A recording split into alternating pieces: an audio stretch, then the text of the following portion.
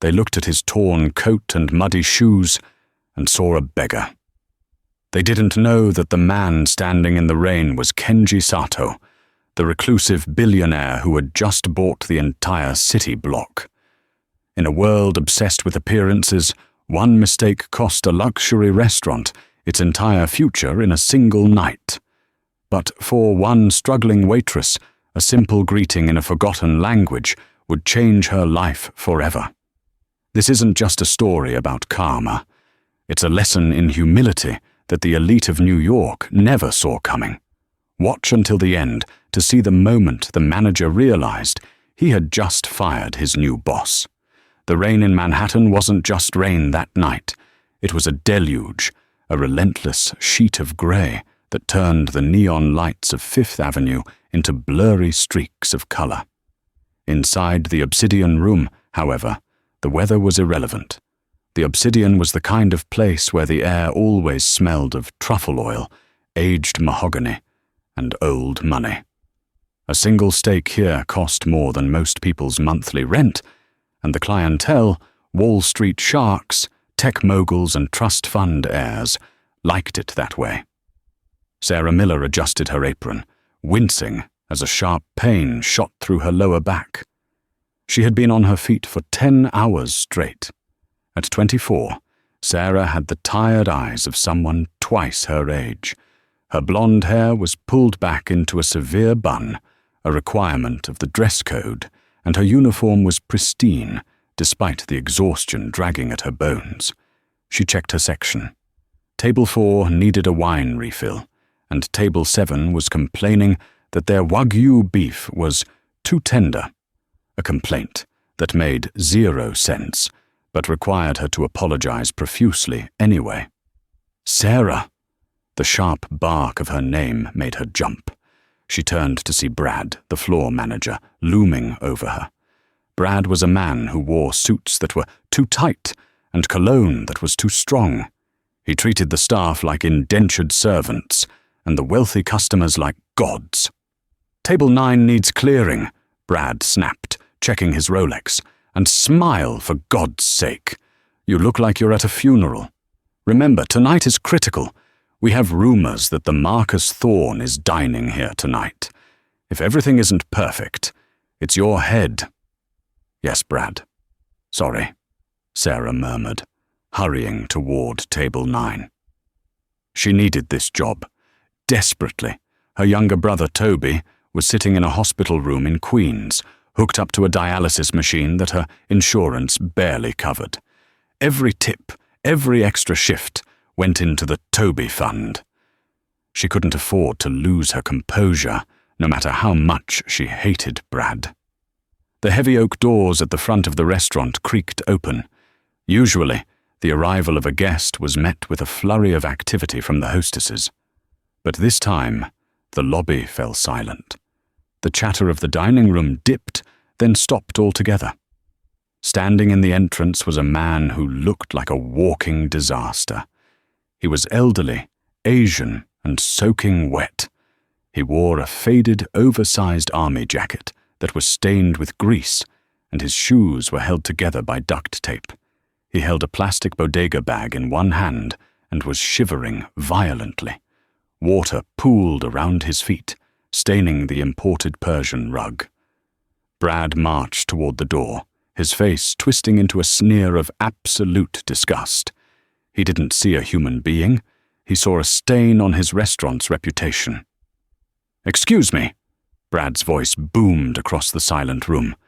"You cannot be in here. This is a private establishment. Get out." The old man looked up. His hair was plastered to his forehead, and his glasses were fogged up. He blinked, looking confused, and muttered something soft. "Please, warm tea." "We don't serve tea to vagrants," Brad scoffed, physically blocking the man's path. He snapped his fingers at the security guard, a hulking man named Tony, who usually bounced at nightclubs. "Tony, remove this trash before he drips on the upholstery." The diners watched with a mixture of amusement and disdain. A woman at Table 5, draped in diamonds, laughed and whispered to her husband, "Can you imagine? Letting someone like that in here. It's practically a health code violation." Sarah felt a knot of nausea tighten in her stomach. She watched the old man's hands tremble. He wasn't aggressive. He was freezing. He looked frail, like a gust of wind could knock him over. "Please," the old man said again, his voice cracking. "Just sit. Moment." "Out!" Brad shouted, grabbing the man's arm roughly. That was the breaking point. Sarah didn't think. She just moved. She dropped the tray of dirty napkins she was holding and rushed across the dining floor, ignoring the gasps of the customers. "Stop!" Sarah cried out, stepping between Brad and the old man. Brad froze, his face turning a shade of purple. "Sarah, what the hell do you think you're doing? Get back to your section." "He's freezing, Brad," Sarah said, her voice shaking but firm. She looked at the old man, seeing the exhaustion in his dark eyes. "Look at him. It's pouring outside. We can't just throw him out on the street like a dog." "We can and we will," Brad hissed, leaning in close so only she could hear. "If you don't step aside, you're fired. Do you hear me? Fired. No reference. Gone." Sarah's heart hammered against her ribs. Fired. The word echoed in her mind. No job meant no rent. No job meant no treatments for Toby. She looked at the old man. He looked back at her, his expression unreadable. But there was a quiet dignity there that the dirty clothes couldn't hide. "I can't let them do this," she thought. "Then fire me," Sarah whispered. She turned to the old man and gently took his arm, which felt thin and fragile under the wet jacket. "But until you do, he is my customer." The silence in the restaurant was deafening. Even the kitchen staff had paused, peering through the swinging doors to watch the standoff.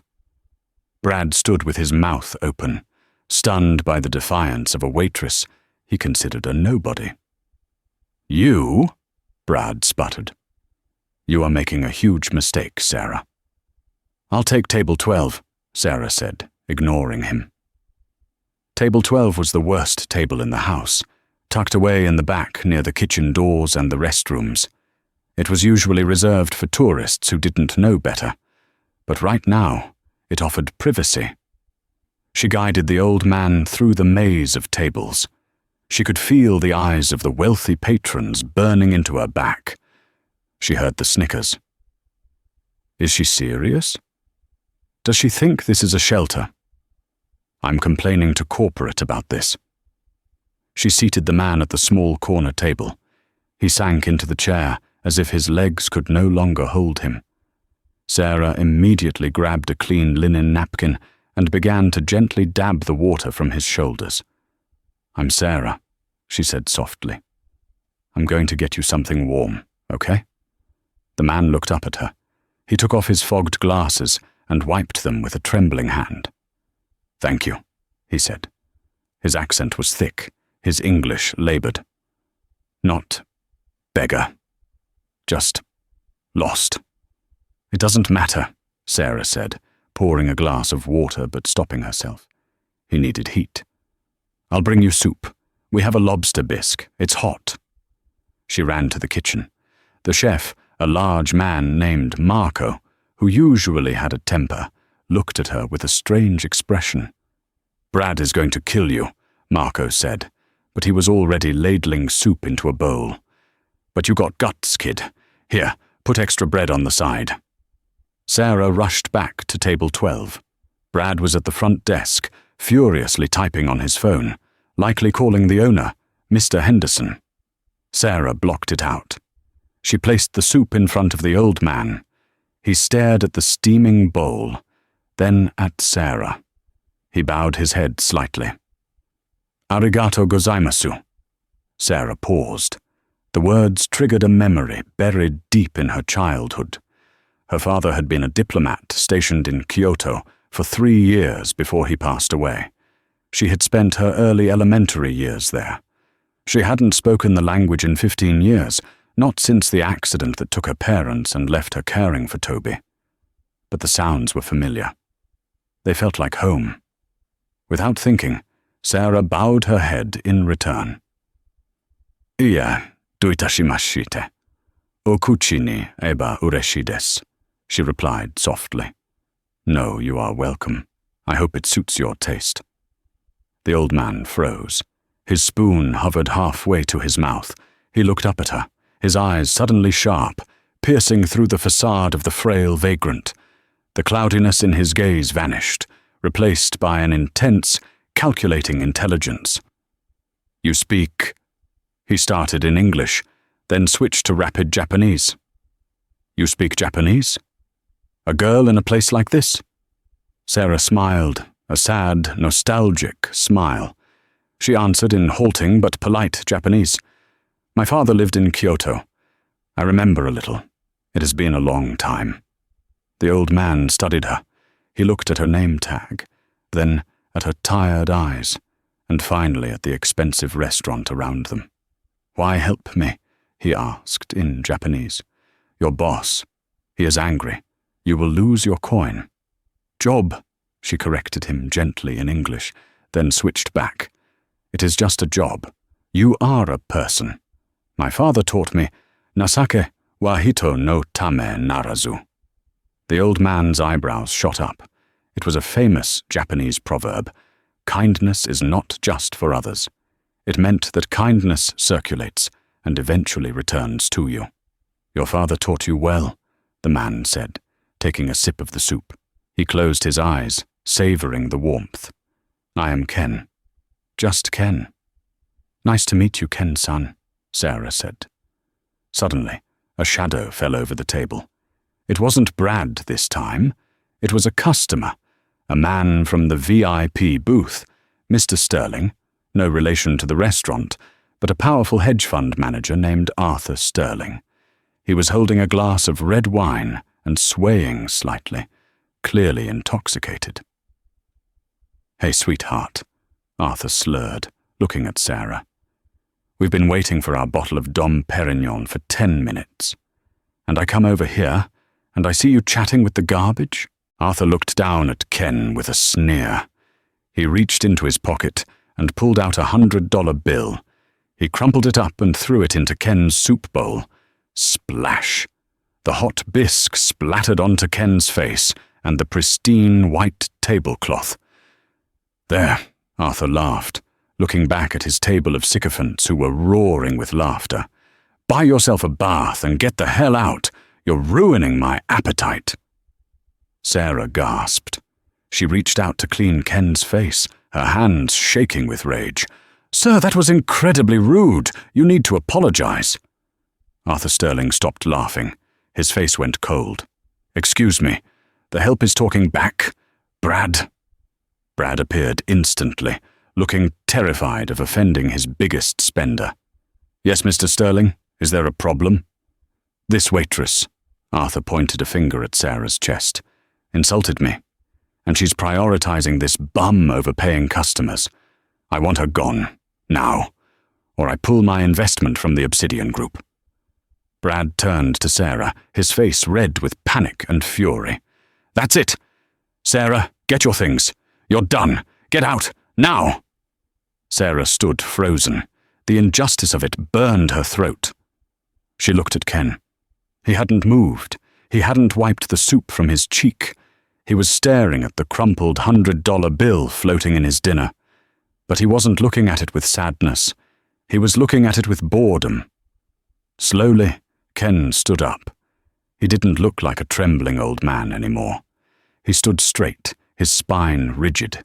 He reached into his tattered pocket and pulled out a handkerchief. But it wasn't a dirty rag. It was white silk, embroidered with a golden chrysanthemum crest. He wiped the soup from his face with slow, deliberate motions. You, Ken said, his voice dropping an octave, losing the wavering tremor of rage. He pointed a finger at Arthur Sterling. You have ruined my soup, Arthur laughed. I'll buy you a swimming pool of soup if you crawl out of here on your knees. Ken turned to Sarah. He spoke in perfect, crisp English, devoid of any accent. "Sarah, what is the bill for this table?" Sarah was confused, tears welling in her eyes. "Ken, please don't. I've already lost my job. Let's just go." "The bill," Ken repeated, "for the entire restaurant. Tonight." "Excuse me?" Brad laughed nervously. "You can't even afford the water, pal." Ken reached into the inner lining of his dirty army jacket. He pulled out a phone. It wasn't a cracked, prepaid phone. It was a prototype satellite phone, sleek and black, a model that wasn't even on the market yet. He pressed a single button. "Moshi Moshi," Ken said into the phone. "Bring the car, and bring the lawyers. We are buying the building." The room went silent, but it was a different kind of silence than before. The earlier silence had been one of shock and disgust. This was the silence of confusion. Brad blinked, a nervous chuckle escaping his lips. "Buying the building? Listen, old-timer, the meds must be wearing off. This property is owned by the Henderson Group. It's valued at $40 million. Arthur Sterling, swaying slightly, clapped a hand on Brad's shoulder. "Let's just toss him, Brad. This is getting pathetic. He's calling his imaginary friends." Kenji Sato ignored them. He kept the phone to his ear, his eyes locked on Sarah. "It is done? Good. 5 minutes." He ended the call and slipped the device back into his coat. He turned to Sarah. "I apologize for the deception, Sarah-san. I was testing something, a theory about value." "Testing?" Sarah whispered, her mind racing. "Who are you?" Before he could answer, the heavy oak doors of the restaurant swung open again. But this time it wasn't a guest. 6 men in sharp, tailored black suits marched in. They moved with military precision, flanking the entrance. They wore earpieces and serious expressions. The lead security officer, a man with a thick neck and a scar above his eyebrow, walked straight to Ken. The diners gasped. Arthur Sterling took a step back, sobering up instantly. "Sir," the lead officer said, bowing deeply, a perfect 90-degree angle. "The perimeter is secure. Mr. Tanaka is parking the Phantom out front." The officer then turned to the coat check girl who was trembling. "The master's coat, please. The real one." One of the men produced a garment bag, unzipped it, and revealed a long cashmere trench coat that likely cost more than Arthur Sterling's car. Ken shed the dirty army jacket, letting it drop to the floor right next to Brad's polished shoes. The security officer helped him into the cashmere coat. Underneath the tattered layers he had been wearing, Ken adjusted his collar. He ran a hand through his hair, slicking it back. The transformation was terrifying. The frail beggar was gone. In his place stood a titan. He radiated power. "Brad, is it?" Ken asked. He didn't shout. He spoke softly, which was infinitely more frightening. Brad's face had drained of all color. Who are you?" Ken didn't answer him. He walked over to the hostess stand, picked up a menu, and glanced at it before tossing it aside. "The menu is pedestrian, the service is discriminatory, and the management," he looked at Brad, "is incompetent." The doors opened again. A man in a grey suit ran in, breathless, holding a briefcase. It was Mr. Henderson, the owner of the Obsidian Room. He looked like he had just seen a ghost. "Mr. Sato!" Henderson gasped, rushing over, sweat pouring down his forehead. I didn't know you were coming. I would have prepared. I would have closed the restaurant." "Sato." Arthur Sterling dropped his wine glass. It shattered, red wine staining the carpet like blood. "Kenji Sato? Sato Heavy Industries." The whisper spread through the room like wildfire. Sato. The tech giant, the man who practically owned the supply chain for half the electronics in the world. He was a billionaire several times over, known for being reclusive, eccentric, and ruthlessly efficient. "Mr. Henderson," Kenji said coolly, "you have a pest problem." "Pest?" Henderson stammered. "Rats," Kenji said, pointing at Brad. "And parasites," he added, pointing at Arthur Sterling. I can explain," Brad squeaked. "You tried to throw me out into the freezing rain," Kenji said, "because I didn't look like them." He gestured to the room of stunned elites. "You value the wrapper, not the candy. That is bad business." Kenji turned to Mr. Henderson. "I have just purchased the controlling stake in the Henderson Hospitality Group. My lawyers wired the funds 3 minutes ago. Check your phone." Henderson fumbled for his phone, his hands shaking. He looked at the screen, his eyes bulging. It's all of it. You bought everything?" "I own this building. I own this table. I own the fork in that man's hand," Kenji said, nodding at a diner mid-bite. "And I am making some immediate personnel changes." He turned to Brad. "You are fired. Get out." Brad looked like he was going to vomit. "Mr. Sato, please, I have a mortgage. I didn't know it was you." "That is exactly the point," Kenji said, his voice hard as steel. "If you had treated the beggar with dignity, you would still have a job. You only respect power. Now you see it. Now you fear it. But it is too late. Leave." The security guard stepped forward. Brad didn't argue. He hung his head and walked out, the shame burning his face as he passed the customers he used to fawn over. Kenji then turned to Arthur Sterling. Arthur was trying to make himself small. "Mr. Sato?" "Kenji. Look, it was a joke, just a bit of fun. I didn't mean any disrespect. You threw money in my food," Kenji stated. "You treated this woman," he gestured to Sarah, "like an object." "I was drunk," Arthur pleaded. "I'll make it up to you. You manage the Sterling hedge fund, correct?" Kenji asked. Yes, we manage billions. We're the best." "Not anymore," Kenji said.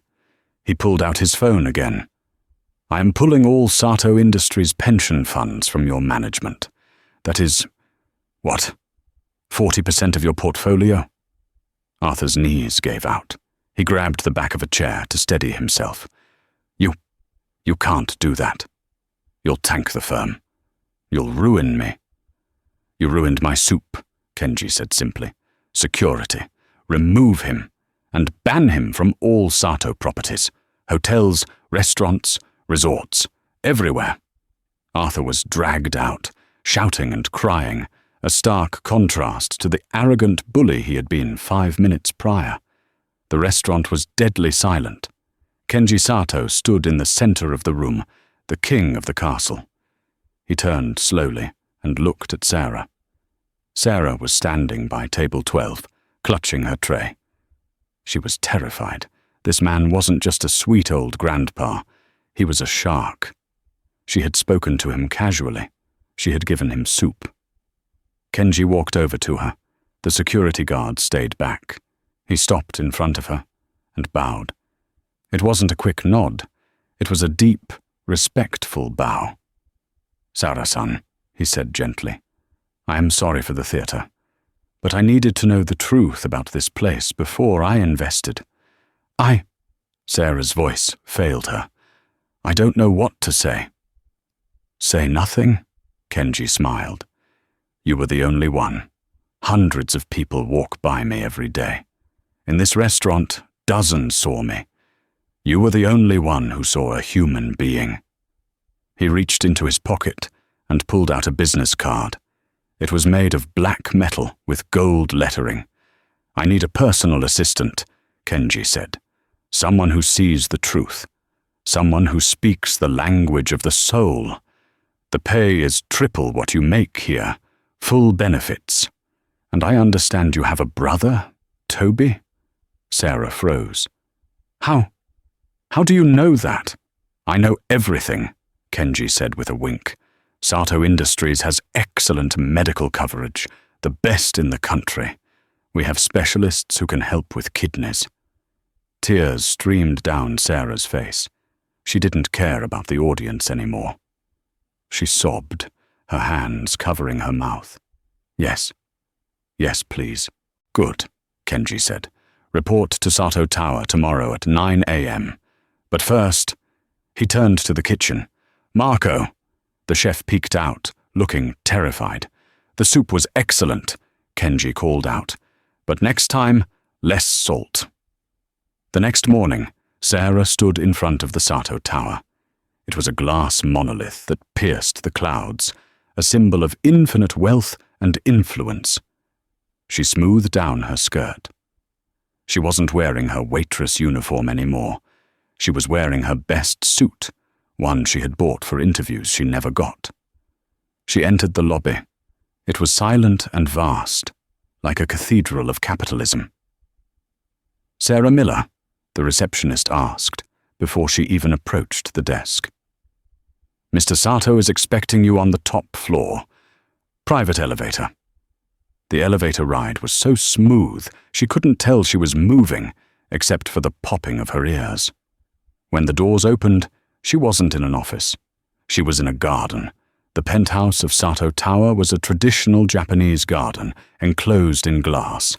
There was a koi pond, bamboo groves, and stepping stones. The noise of New York City was completely gone, replaced by the trickling of water. Kenji was sitting on a tatami mat in the center, drinking tea. He wore a traditional kimono now, looking at peace. Come, sit, he said, gesturing to the cushion opposite him. Sarah took off her shoes and walked onto the mat. Mr. Sato, this is incredible. It is my sanctuary, Kenji said. New York is loud. I need quiet to think. He poured her tea. Sarah, the job I am offering is not just carrying coffee. I have thousands of people who can do that. I need a hisho, a confidant. Why me? Sarah asked. I'm a waitress. I didn't finish college because of Toby. I don't know business. Business is easy, Kenji waved his hand. Buy low, sell high. Numbers, algorithms. I have computers for that. What I don't have is someone who can tell me when I am being a fool. He looked at her intensely. Wealth isolates you, Sarah. Everyone says yes to me. Everyone laughs at my jokes. Everyone agrees with my bad ideas because they want my money. It makes you blind. Last night, you stood up to authority to protect the weak. You risked your livelihood for a stranger. That is integrity. That cannot be bought. He slid a contract across the low table. Your starting salary is $150,000 a year, plus bonuses, plus full medical for you and immediate family. Sign here. Sarah stared at the number. It was more money than she had ever seen. It could save Toby. It could change everything. She signed. Her hand shook, but the ink flowed. Welcome to the family, Kenji said. Now we have work to do. My company is launching a new initiative in Tokyo next month, a merging of AI and elder care. I want you to lead the liaison team. Tokyo, Sarah gasped. But Toby will come, Kenji said. We have a private jet, and the best specialists are in Tokyo University Hospital. I have already arranged his transfer. Sarah couldn't breathe. It was too good. It was a fairy tale. But fairy tales always have a villain. As Sarah left the office that day, clutching her new company phone, she bumped into a man in the hallway. He was young, handsome in a sharp, predatory way, with slicked-back hair and eyes that looked like chips of ice. "Watch it," he snapped. "I'm sorry," Sarah said. The man looked at her, his eyes narrowing. You're the waitress." "I'm Sarah Miller, Mr. Sato's new assistant." The man laughed. It was a cold, humorless sound. "Assistant? Is that what he calls it? I'm Hiroshi Sato, Kenji's son." Sarah felt a chill run down her spine. "Nice to meet you, Mr. Sato." "Don't get comfortable," Hiroshi sneered, leaning in. "My father is getting old. He's sentimental. picking up strays from the street, but I run the operations, and I don't like charity cases." He brushed past her, deliberately bumping her shoulder. "Enjoy the view while it lasts, Waitress. You won't be here long." Sarah watched him go. She realized then that the Obsidian room was just the prologue. The real drama was just beginning. She had entered a world of sharks, and she was the only one without teeth. Or so she thought. The transition from the grime of a New York winter to the cherry blossom spring of Tokyo was jarring, not just for the change in scenery, but for the shift in Sarah's reality. 2 weeks ago, she was counting quarters for laundry. Now, she was living in a corporate apartment in the Roppongi district that overlooked the glowing Tokyo Tower. But the most beautiful sight wasn't the skyline. It was seeing Toby in a private room at the university hospital. He was sitting up, color returning to his cheeks, playing a video game on a console Kenji had gifted him. The dialysis machines here were silent, sleek, and terrifyingly expensive. "Dr. Evans says my levels are stable," Toby said, not looking up from his game. "He thinks I might be eligible for the transplant list in 3 months." Sarah felt a lump in her throat. "That's amazing, Tobbs." "It's because of you, Sarah," he said, finally pausing the game. He looked at her with serious eyes. "You saved me." "Mr. Sato saved us," she corrected. "No." Toby shook his head. "You did. Because you were nice to the guy nobody else wanted to talk to." Sarah held on to that moment tightly over the next few weeks, because outside that hospital room, her life was a battlefield. Sato Industries was a sprawling empire, and the headquarters in Tokyo was its fortress. While Kenji Sato was the emperor, his son, Hiroshi, was the general of an army that wanted Sarah dead, figuratively, and perhaps professionally. Every day was a test. Files would go missing from Sarah's secure server. Meetings were rescheduled without her being notified. She would walk into a room and conversation would instantly die. The message was clear. You don't belong here. You are a waitress playing dress-up. The climax of this Cold War came during the preparation for the Horizon Summit, a massive gathering where Sato Industries would unveil their new AI elder care initiate, the project Sarah was nominally leading. Sarah sat in her office, buried in spreadsheets. She had found discrepancies, huge ones. The budget for the AI development had a bleed. Millions of dollars were being funneled into a shell company called Vanguard Solutions, based in the Cayman Islands. On paper, they were consultants. In reality, they had produced nothing. She knocked on Kenji's door. "Come in." Kenji's voice was weary. He looked older than he had in New York. His skin was papery, and a slight tremor had returned to his hands. The stress of the merger and the new launch was eating him alive. "Kenji-san," Sarah said, stepping in. "I need to show you something. The budget for the Horizon project. There's a leak." Kenji frowned, putting on his glasses. He scanned the documents she presented. Vanguard Solutions. I do not know this name. Hiroshi handles the vendor contracts. "I looked them up," Sarah said. "The registered owner is a shell corporation, but the signatory on the bank drafts is a man named Declan Vance." Kenji froze. The color drained from his face. Declan Vance, the CEO of Omnicorp.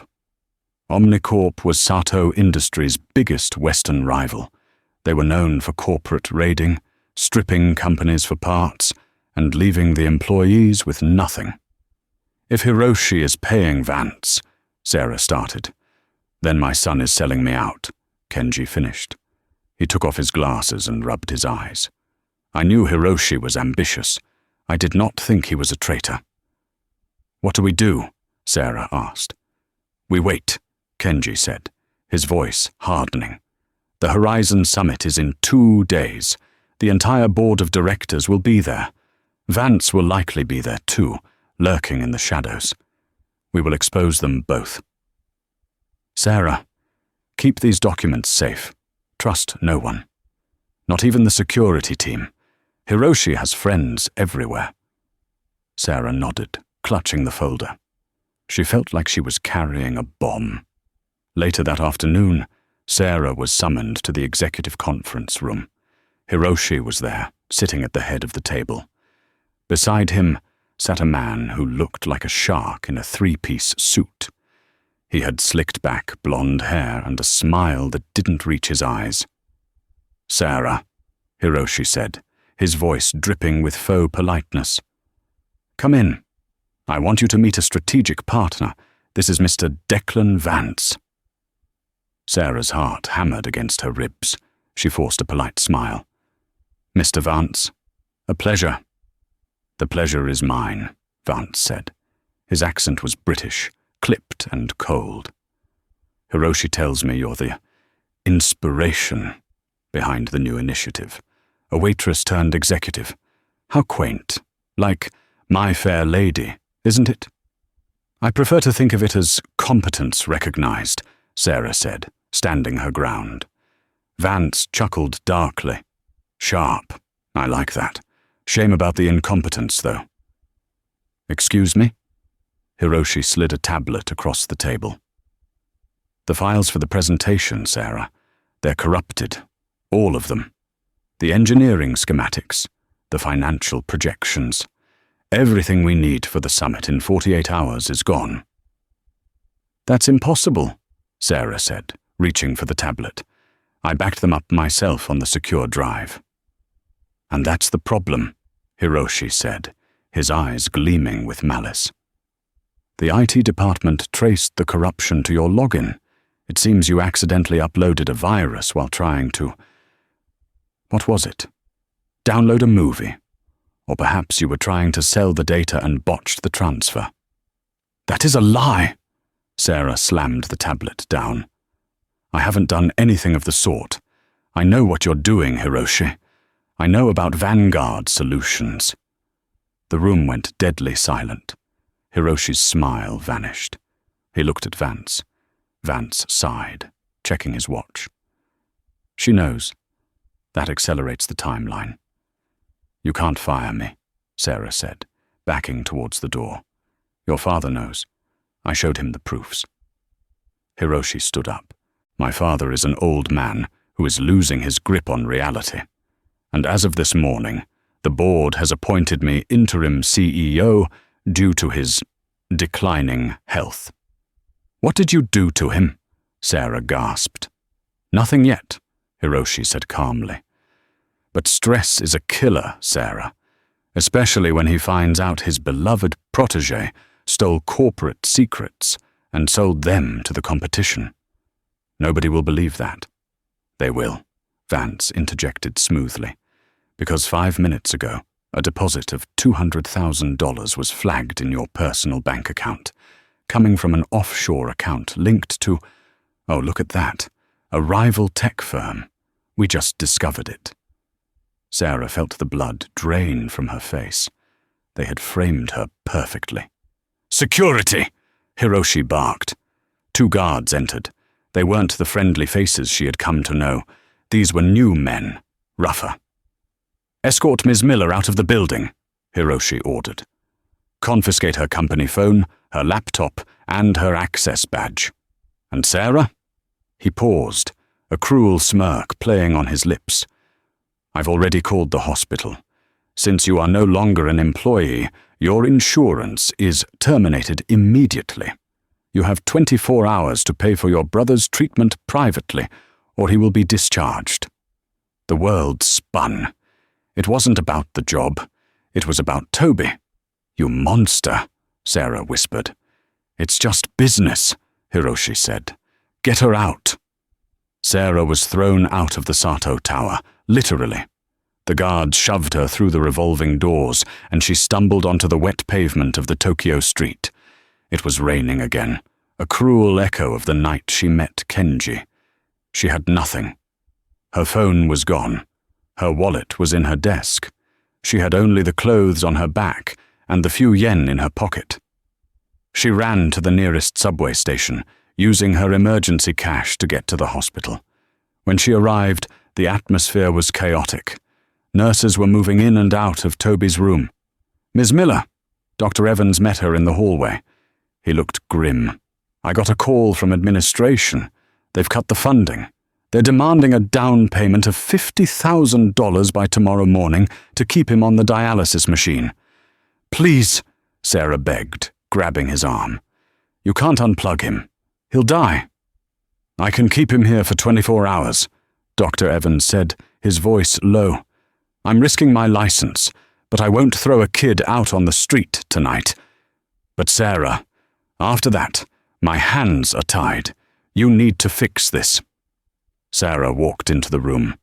Toby was sleeping, oblivious to the fact that his life was being leveraged as a bargaining chip in a corporate takeover.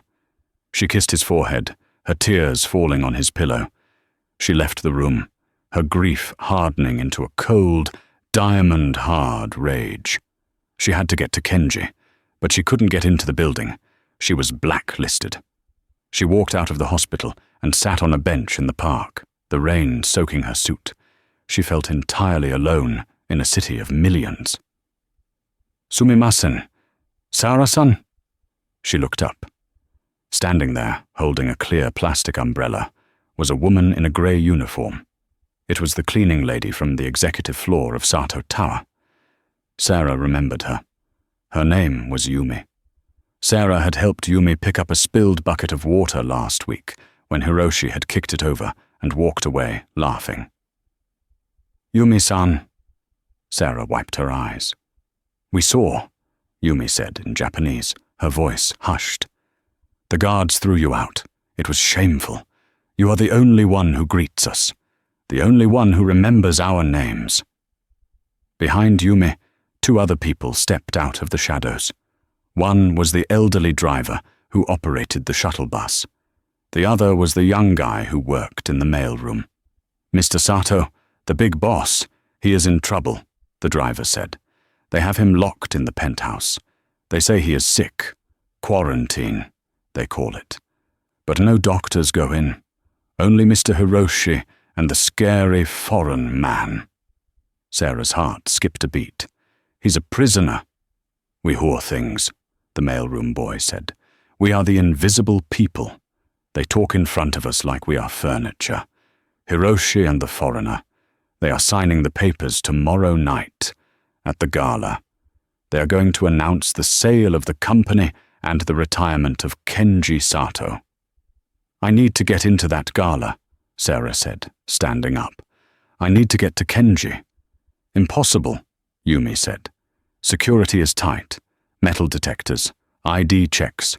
You are on the do not admit list. Your face is at every checkpoint." Sarah looked at the cleaning lady, then at the driver, then at the mailroom boy. A plan began to form in her mind. It was insane. It was dangerous. But it was the only chance she had. "They look for Sarah Miller, the executive," Sarah said. "They look for a woman in a suit. They don't look for the help." She turned to Yumi. "Does the catering staff for the Gala come through the service entrance?" "Yes," Yumi nodded. "They are hiring extra staff, temporary servers. It is chaotic." "And the uniforms?" Sarah asked. "Black pants, white shirt, black bow tie," Yumi said. Sarah smiled, a grim, determined smile. "I used to be a waitress. I'm very good at it." The Horizon Gala was the event of the decade.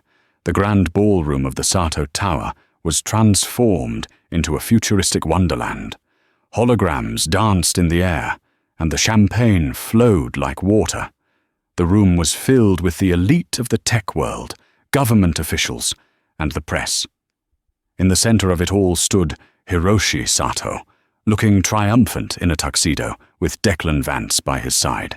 "Ladies and gentlemen," Hiroshi's voice boomed over the speakers, "tonight we usher in a new era. But first, I must share some somber news. My father, Kenji Sato, has suffered a severe stroke. He is incapacitated." A gasp went through the crowd.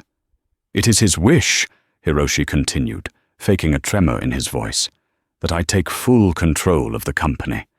And to ensure our stability, I am proud to announce a merger with our esteemed partners at Omnicorp." Applause rippled through the room, polite, uncertain applause. In the back, moving through the shadows with a tray of champagne flutes, was a waitress with her hair pulled back tight and glasses obscuring her face. Sarah kept her head down. She knew how to be invisible. She knew the rhythm of service. Clear the glass, pour the wine, step back. She worked her way toward the service elevator. The guard there was checking his phone, bored. "More champagne for the penthouse," Sarah muttered in Japanese as she passed. "Go ahead," the guard grunted, not even looking at her face. The elevator ascended. Sarah's heart pounded in her throat. She wasn't going to the kitchen. She was going to the prison.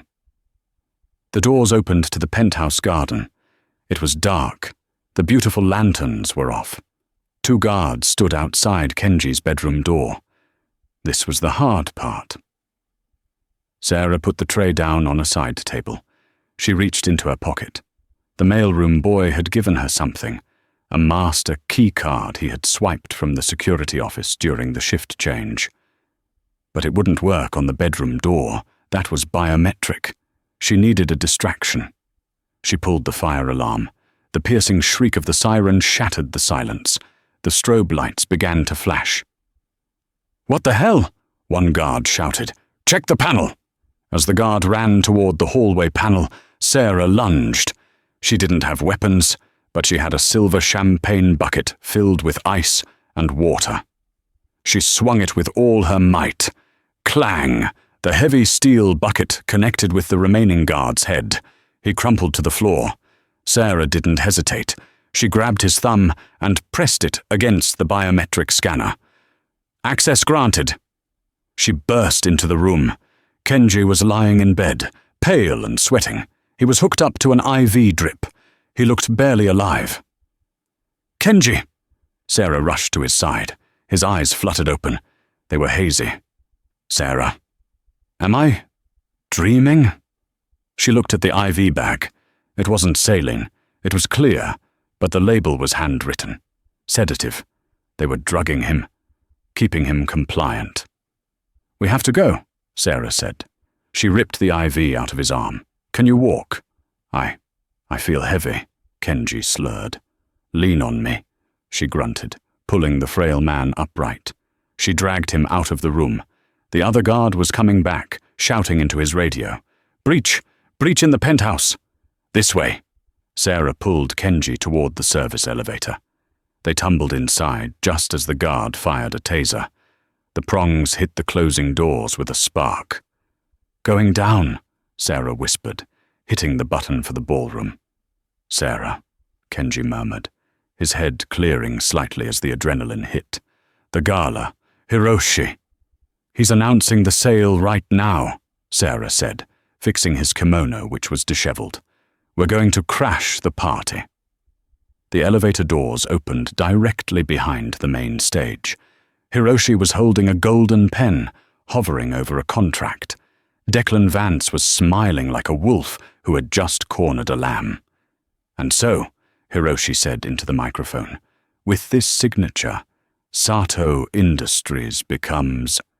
Screech. The feedback from a microphone being knocked over echoed through the hall.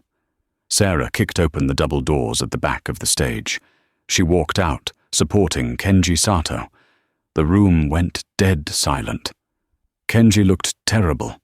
He was barefoot, wearing sleeping robes and leaning on a waitress, but the fire in his eyes was back.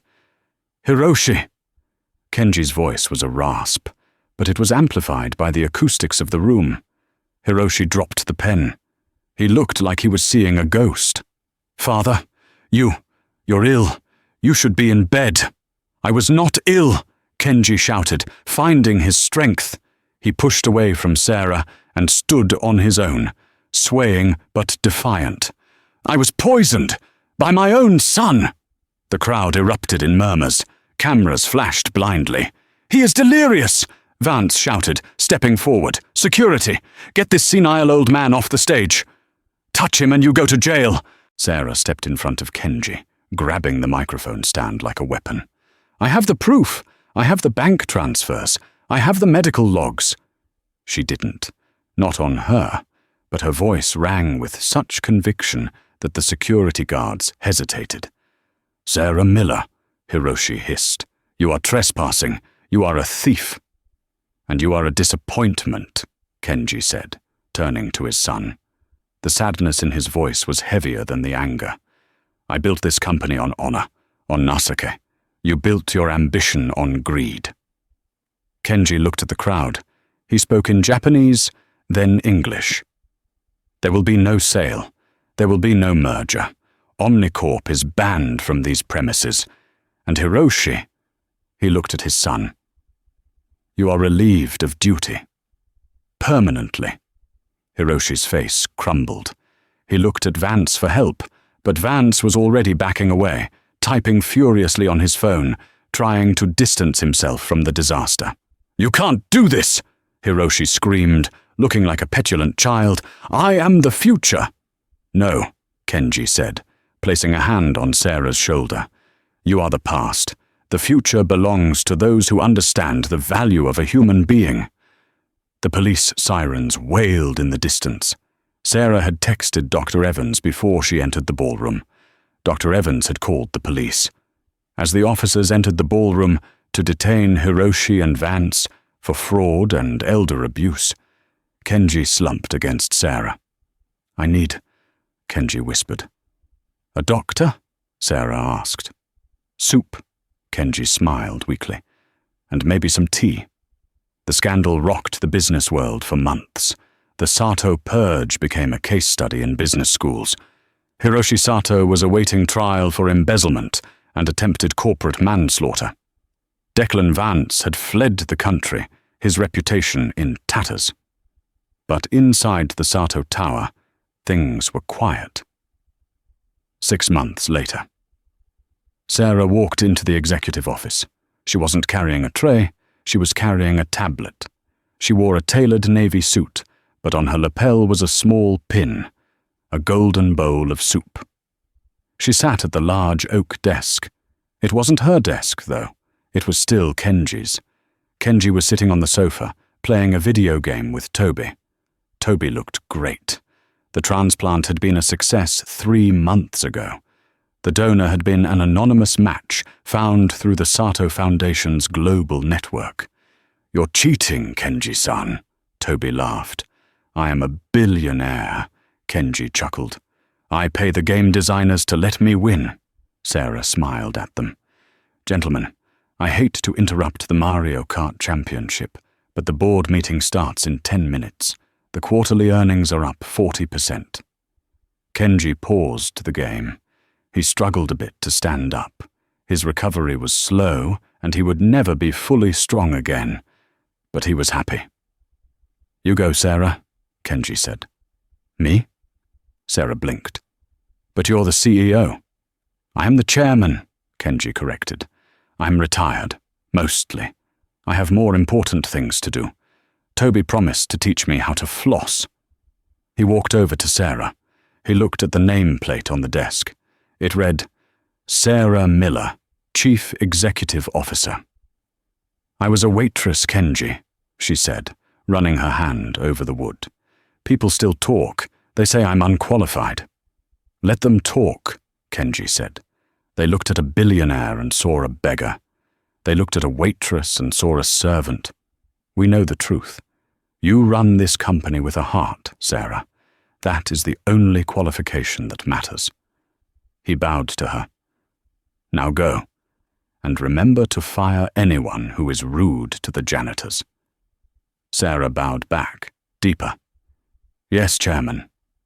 She picked up her files and walked to the door. She paused and looked back at the old man and her brother, laughing together in the sunlight streaming through the window. She had lost her job at the restaurant that rainy night, but she had gained a family. She walked out the door, ready to lead. Sarah Miller didn't just inherit a company. She inherited a legacy of kindness. In a world that told her she was nothing, she proved that character is the only currency that truly matters. Hiroshi and the manager at the restaurant thought power came from stepping on others, but they learned the hard way that when you kick someone when they're down, you might just be kicking the person who holds the keys to your future. If this story moved you, please hit that like button. It really helps us share these stories with more people. What would you have done if you were in Sarah's shoes? Let us know in the comments below. And don't forget to subscribe and turn on notifications so you never miss a story about karma, justice, and the power of doing the right thing. Thanks for watching.